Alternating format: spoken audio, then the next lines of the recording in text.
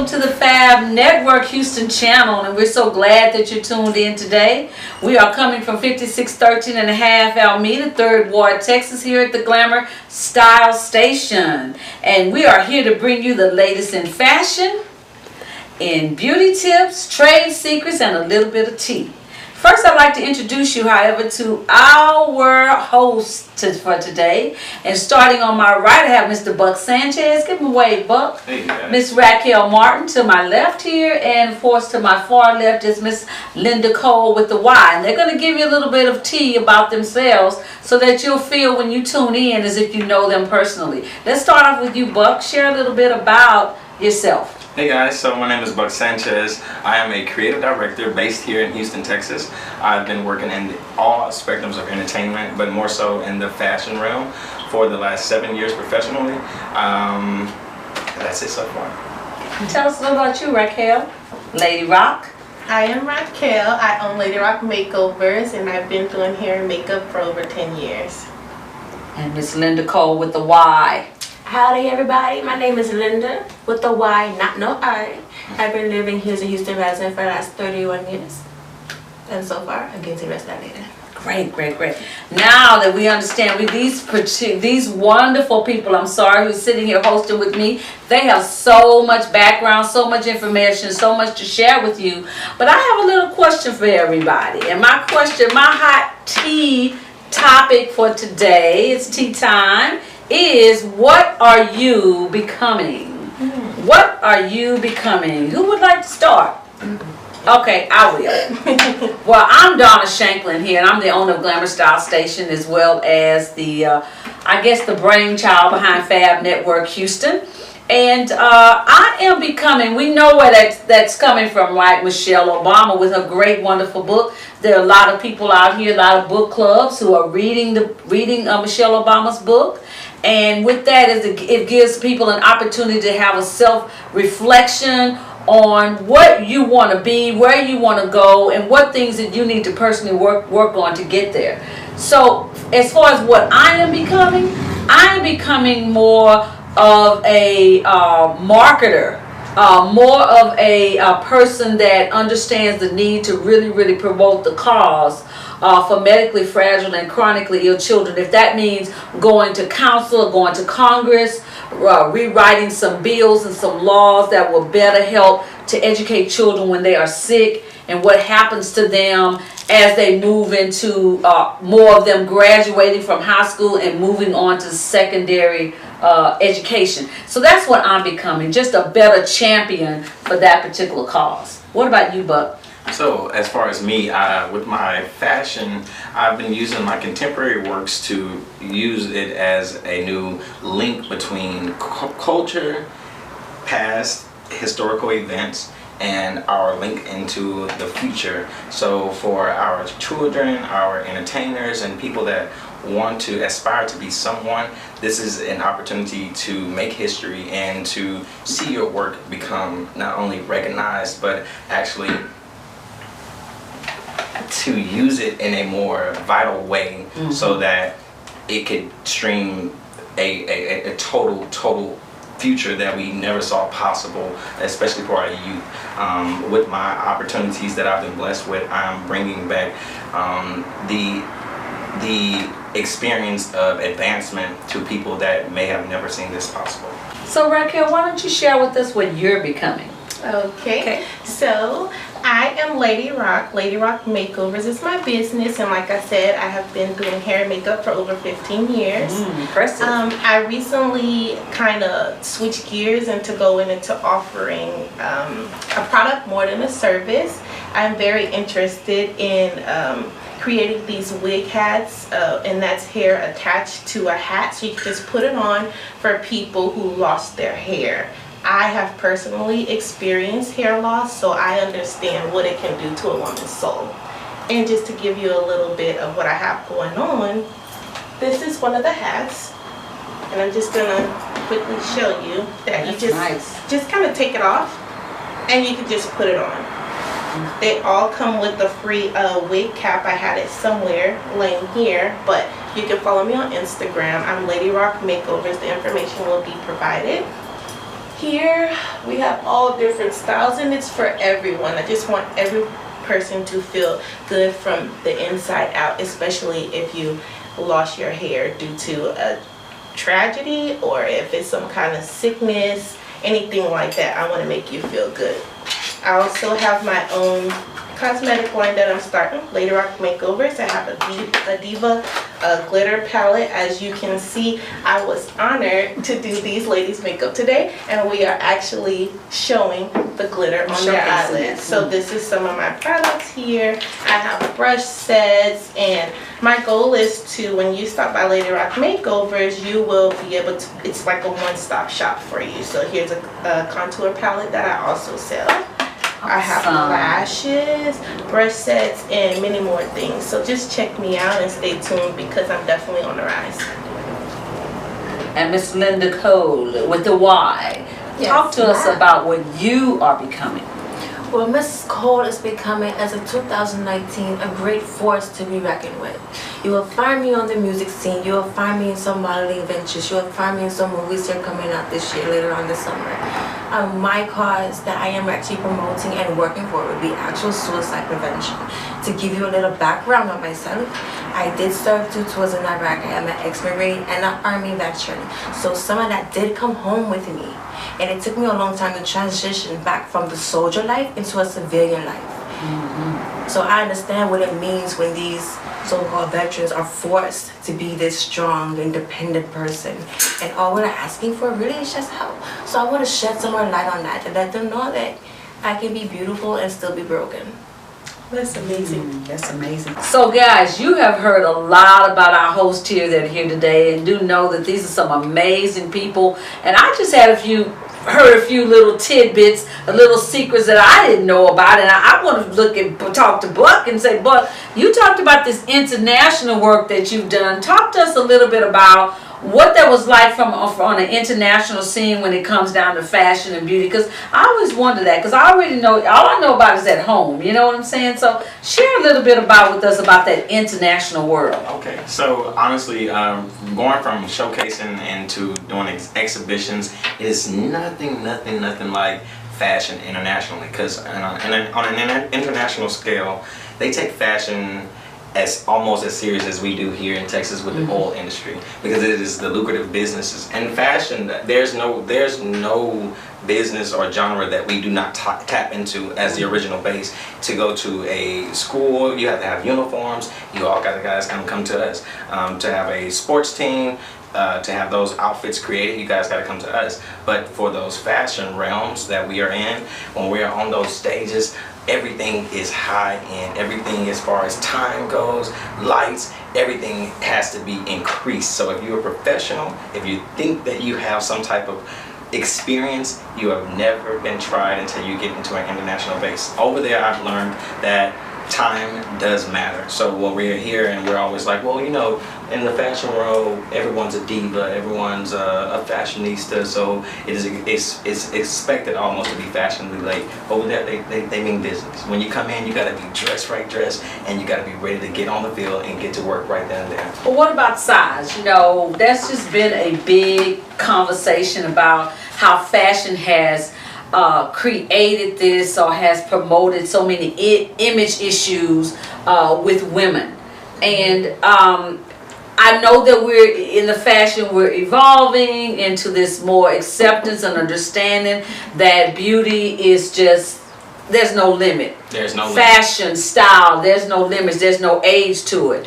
When are we really going to get to the place where we really truly embrace? Because see me, I'm a little short little lady, and I'm waiting for somebody to understand how difficult it is for me to have to go and buy pants, even some shirts that may be too long, they look like dresses.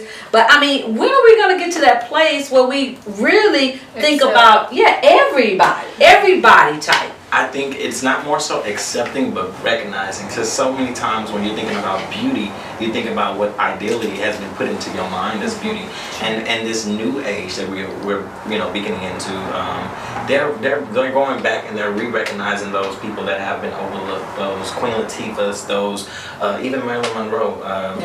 For what she's been ostracized to be, that is not the exact Marilyn Monroe that we as people that actually experienced her at that time. Not me, because I'm kind of young, but she was known to be an actual busty, curvy lady.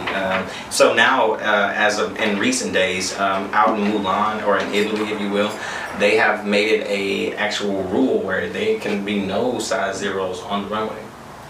Yeah, so they're So when we're gonna have some petite, short ladies on the runway? Well, petite and short has to actually feel beautiful inside because so many times when you're on those runways, it's not just that we need this type of person on the everybody should be represented on the Well, Buck, you said earlier about how fashion is in everything. Okay, so there's all types of people that need fashion, from the little people to the short people like me, to the small size zeros that are also short, that need the tall 6 feet ladies who have a difficult time finding enough fashions that will fit their long legs. When are we going to get to that place? To get to that where fashion says we truly embrace and understand that the designs that we design for will be acceptable, will be seen, will be shown, will be out there for everybody. Create the new market. You guys, we're moving away from those big entities, and we're going to smaller fashion houses. We're going to designers. We're going to people, even like we had today, the lady that was presenting her purses. What was her name? Miss Kisa. So Miss Kisa, as people like her, instead of going to Michael Kors and people that don't represent us, let's go to the people that can actually focus on us. There's people that specialize in this realm of fashion for everybody. You just have to go and learn how to reach out to those small Well, that's what we say here at the Glamour Style Station. Not to cut you off, Buck, but that we don't dictate style. We create style. Yes. And I feel like many of the retail facilities, we're a small boutique here, Restyle Boutique, but so many of them, they go and they buy, okay, I'm going to buy 10 pairs of this same style, and so what it becomes is when I go in that store, you're dictating to me what fashion is, because you're telling me I purchased this from my eye. I felt like that this was what you should wear, and this is what the trend is, and this is what the fashion is for 2019. So I'm dictating you because this is what I'm offering to buy. This is all I have. My buyer basically is telling you what you should buy. How do y'all feel about that? That's true. I absolutely agree with that, because I don't like going into stores and someone's forcing me to take something that I wouldn't wear at my house. But that's all they have in there. 10 of this, 5 of this, 8 of this, and it's the same thing. Especially for the bigger size, because I'm in a plus size, so a lot of times they'll probably come with 2 extra large, and they'll be gone first, and you have a lot of mediums and a lot of smalls. So, but I'm kind of creative, so I like to kind of put a little twist on my own thing. Put a little style to it. Awesome.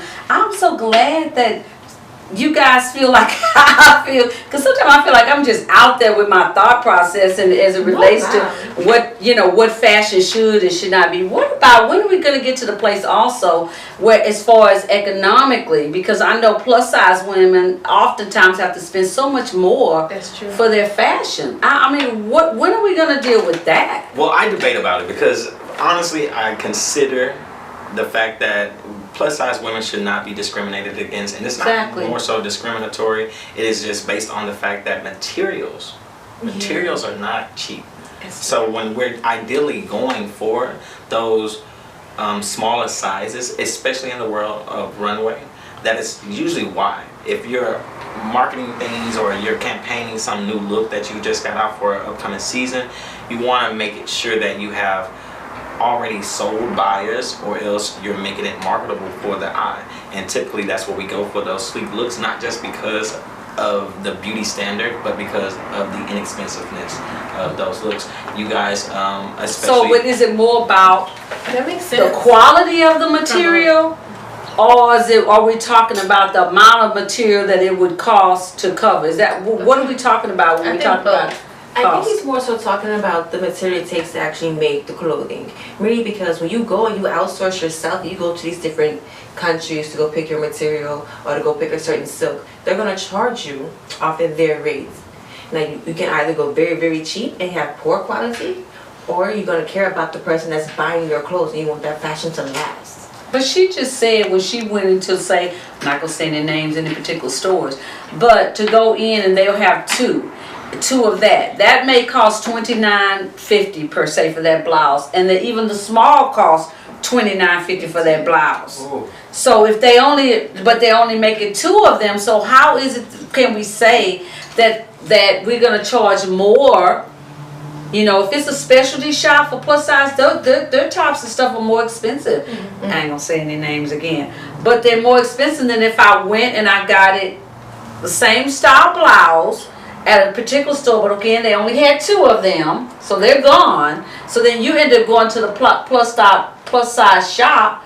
That's the retail has been. So how economically, how does that fit in with what I think it's happening? honestly supply and demand. Supply and demand. That's how the world of inflation works, and that's how American is kind of being ran. They see that there's a demand and there's a shortage, so they hit it. They target it because they know these women want to feel nice, they want to feel beautiful, and they want to feel just as equally accepted. But I know some nice plus size women that can really, really dress. Oh yeah. And it's all about confidence. That's what I believe. That's true. You can be Awesome. Without being so conservative, because that is becoming an issue for me. Just to see where the styles have been trimmed down, and some plus size women do not care to actually shop anymore, just based on the fact that the styles are more aged or else vintage like, as opposed to what is currently trending. Well, guys, that's what we're here for, Fab Network, to bring it out, to talk about it, to express what we see, what we feel, and how we can hopefully make it better. You guys stay tuned to what we have in store for you. Don't go away. Hey guys, welcome back to Fab Network Houston.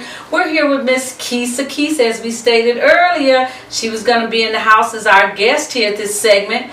Keep in mind that we are here all about the cause for children who are chronically ill and medically fragile. Keisa, I'm just so excited and so happy that you're here. Yes, thank you so much for having me. I'm so excited. I am so excited as well. I just want to know what inspired you to design the purses that you designed. Give us a little bit of your story. It was actually an accident. I am currently a student studying fashion. I started out in fashion design first and quickly failed two of my first classes in sewing. So my professor came to me and said, hey, I think you got something, you got an eye for something, don't stop here, maybe you should change your major over to fashion merchandising. So I said okay, but I saw on the roster that there was a handbag class. So I said, you know what, I'm going to take a handbag class because I love handbags. Everybody does. I will buy a purse before I buy shoes. And so I was so excited to take the handbag class. So I took an existing pattern that was already there that the students had to make, and I tweaked it. I made it larger, I took away some things, I added some things, and I turned in my project. And my professor said, I need to see you after class. And I was so nervous, my heart was pumping. I was like, oh my goodness, I have really messed this pattern up. He's gonna tell me to redo it. He called me and he said, you know what, you got something here. Wow. He said, you need to produce these bags and sell them. And I was like, yeah, nobody's going to want to buy these bags. He said, no, I'm serious. Wow. Get a piece of paper, call this person, look up this, do this, do this. And that's how it started. That's how it began. How long ago was that? When did you? 2 years ago. 2 years ago. 2 years ago, yes. Wow. And I happened to be having dinner with one of my friends that was going to write an article about me for her blog. And so I had all my purses laid out on the table, and we're looking at them, and she's loving them, and she goes, Keisa, these are your sales. And I was like, yes, girl, I got my retail price, I got my wholesale price. Wow, that's deep. And she's like, no, not SALE, CELL. Wow. And it's like bells and whistles went off in my head. I had no idea why I was so drawn to that circle and that shape. Wow, Yes. wow, awesome. Yeah, so when I saw your bags, and we have some of them here, I'm going to reach over and just pick one up. In fact, that kind of matches what I have on a little bit. I like that. It's cute. So to give us a little bit example of that shape and Okay. explain the shape. When you said your cells, My cells, what do you yes. mean by your cells? So, Because we all have cells, but you said my Yes, cells. my cells. I was born with a disease called sickle cell anemia, and so my cells represent this bag. So when it's open fully, it's a normal red blood cell, but when you close it, it's in the shape of a sickle. So my cells look like this sickle, Right. and your cells are normally shaped like that. So just think how you would make it through your day with just half of a sickle cell. Right. So that's what I go through every single day. It affects more than 100,000 people a year. And my sister, my older sister, actually had the disease, and she passed away at 33 from the disease.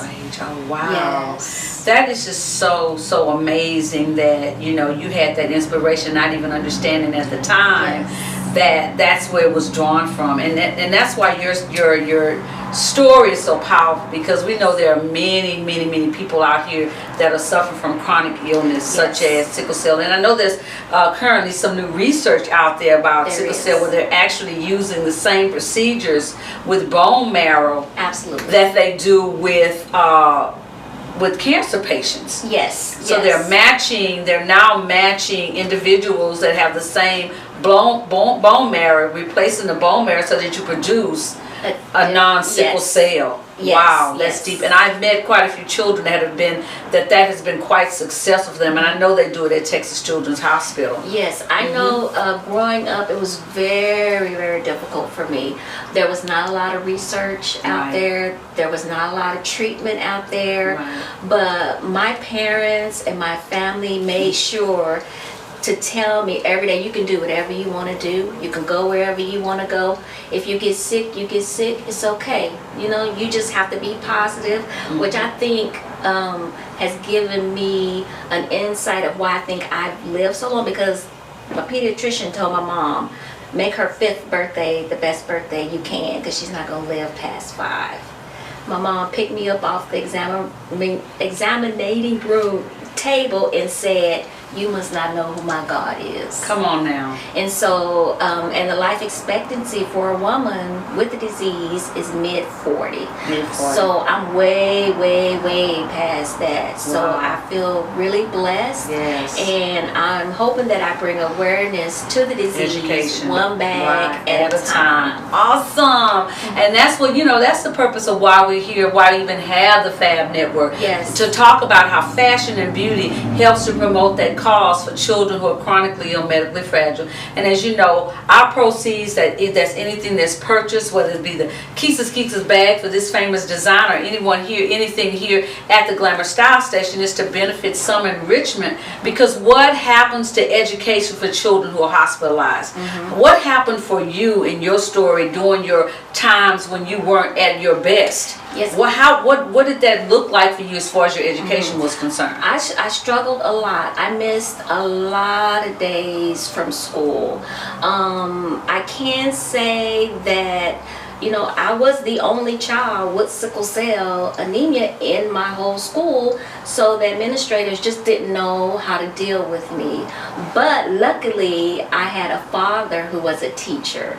So he went to bat for me, you know, to get my homework in the hospital. He would help me with my work as well in the hospital.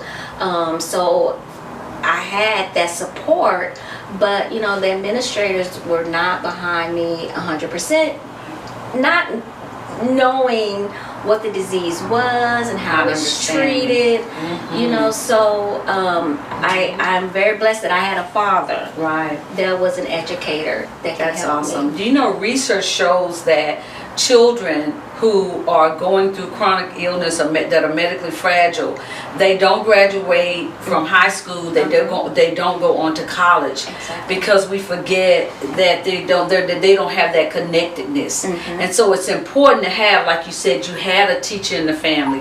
And just so many children, however, if their parents are not connected to someone or something, like you said, that's pushing or supporting them, they end up falling somewhat behind. Yes, my sister that passed away from disease, did not graduate high school. She ended up, well, she didn't walk. So she didn't walk the ceremony, but she did eventually graduate high school because she was homeschooled. And that was a goal for me. So I make myself little bitty goals. So while in high school, I said, God, just please let me not be homeschooled. Just let me walk with my class, please. And I was able to walk with my class, yes. So Keisha, what inspiration or what words of encouragement can you give to those families, to those children that are suffering with chronic illness or who are medically fragile? This is what I tell myself that gets me through the day every day. It could be worse. That's my motto. I'm my own cheerleader. I have to pump myself up. Nobody else is going to do it. So I just remind myself, you know what, Keisha? It could be worse. It could be worse. Just make it through this next 30 minutes. If it's get to that point, break your days down in 30-minute increments. God, just let me get through this next 30 minutes. Just let me get through this. It's just, you know how some people say take it one day at a time? Sometimes a day that's a long time. Yeah, 24 hours. So just chop it up into little bitty segments. And it may be, God, get me through this next minute. It's something that I dealt with before. Just let me get through this minute and I'll be okay. Amen. That's awesome. Awesome. Well, guys, don't forget Keisha Fashions, Instagram, Keisha. Correct? Keisha Fashion. Keisha Fashion. KISA Fashion. And you guys cannot miss these wonderful bags. And do you want to share with our audience the cost of your bags and how other ways that they can get your bag? Yes, the large one, which is a 16-inch, is $95. They're all handmade. All the materials are sourced right here in Houston. Wow. So everything in this bag is sourced right here from Houston. And I'm also at Social Graces Social Club downtown, which is in Green Street, which is right across from McCormick and Smith. But you can also find me on my website, which is www.keisafashion.com. Well, we thank you so much for sharing your story here on the F.A.B Network. And you guys hang on in there with us. We have more to come. Okay, guys, you're here for our segment here at the F.A.B Network, which is going to share with you those fashion tips you've been waiting on. And, of course, we have our internationally known stylist, creative director, Mr. Buck Sanchez, and Linda Cole, who'll be showing off those wonderful fashions. Okay, guys, so all these looks will be provided only here at the Glam Style Station is where you can find these cool looks. Our first look is going to be a vintage classic jean look. So we will start off with our pieces here imported especially by our new and favorite designer Keisha. And we have our new piece, the Jean Glove Love. This purse is especially made by her, handcrafted. And I want to help you guys know about the look that you guys see. From top on down, we have this all being provided from a special designer, JS by Jessica. And the looks that you can see here are all made for a more spring to summer transitional phase. So something that is not too hot, something that is breezy, and something that is still fun. You can find this look here at the Glam Style Station again. Okay guys, so here for our second look we have Vintage Beach.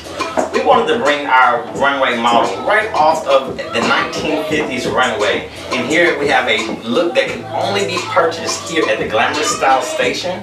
And this is a way to shop with a cause. You guys, this look is also still being accessorized by our specially handcrafted bags from Miss Keisha. Thank you, Miss Linda. Okay guys, so for our third and final look, we want to take this from the runway also to go out and play. So for our summer fun, we want to call this the Midnight Run. This look can go easily from a cocktail party to a quick transition to the club life with a easy breakdown of just losing your accessories or maybe even keeping the accessories. But let's drop our top and show you the new look. Again, this entire vintage look can be found here only at the Glamorous Style Station. And these handcrafted bags can only be purchased by Miss Kisa. Easily at night, and it's time to go out, and you've had your day's worth of fun, and you've been coutoured out all day and night. This is the time to unwind, okay? Summertime. Only at Glamorous Style Station. Thank you guys. All right, guys, we're here at the close of our show today, and we just wanted to make sure you were aware of our wonderful guest and some of the things that she offered brought to the segment today. Miss Kisa, share one more time a little bit about those fantastic bags you have there. Well, my bags have also been known as the sickle cell bag. So I'm trying to bring awareness, well, I am bringing awareness to sickle cell disease one clutch at a time. That's awesome. What do you think, Bob? I think that is the way to do fashion with a cause. When we were talking about, shopping small for those big reasonings or big events, this is one of those big things that you want to have on your shoulder. Mm-hmm. When someone stops and they're like, hey, where did you get that beautiful purse? Not only did I get it from Miss Kisa, but let me tell you why and where those benefits are going. Yeah, awesome. That's beautiful. Lady Rock? I love it, and I'm definitely gonna support. Thank you. And Miss Linda? I love the fact that these purses are handmade to guarantee the quality of these purses. They're meant to last. They're durable. They're fashionable. Can I have one? Absolutely, yes. You can have one. Yes. Because I know you're going to rock it. Yes. Yes. But thank you guys for tuning in today. We are at the end of our show for today. We really hate to go and leave you guys, but we want to remind you that we are here for a purpose. Fashion, beauty, network, Houston, better known as F.A.B. We're here simply to educate you, provide you tips on fashion, education, all for a cause. And that is to support children who are chronically ill, medically fragile. And we're here at 5613 and a half Alameda, 3rd Ward, Houston, Texas. Peace out. Deuces.